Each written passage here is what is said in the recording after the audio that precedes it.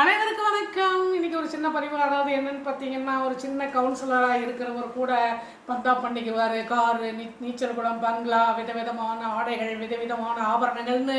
ஆனால் அந்த காலத்தில் அமைச்சர்களாக இருந்தவர்கள் மிகவும் எளிமையாக வாழ்ந்திருக்கிறார்கள் என்பதற்கு உதாரணமாக அறிஞர் அண்ணாவை சொல்லலாம், காமராஜரை சொல்லலாம். அறிஞர் அண்ணா ஒரு முறை அமெரிக்கா போயிருக்காரு.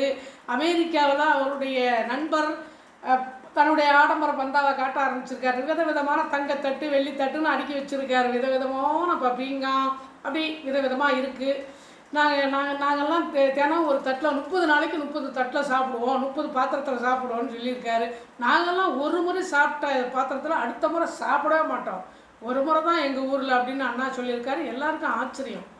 சமயோஜிதமாக கையாளுறாரு பாருங்க. நம்மளை இவர் மட்டமாக நினச்சிடக்கூடாது. இல்லை, நாங்கள்லாம் வாழை இலையில் சாப்பிடுவோம் தினந்தோறும். ஒரு நாளைக்கு ஒரு இலை சாப்பிட்டுட்டு தூக்கி போட்டுருவோம். அடுத்த நாள் வேறு இலை, புதிதாக வேறு இலையில் உண்ணுவோம் அப்படின்னு சொல்லியிருக்காரு.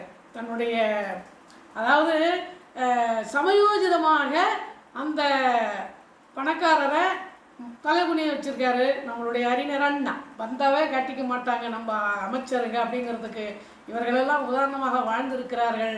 அவர்கள் வழியில் நடப்போம். ஆடம்பரம் வேண்டாம், எளிமையான வாழ்க்கையை வாழ்ந்து புகழோடு நாம் நம்முடைய பயணத்தை தொடருவோம். இந்த வீடியோ பிடித்திருந்தால் லைக் பண்ணுங்கள். நன்றி. மீண்டும் சந்திப்போம்.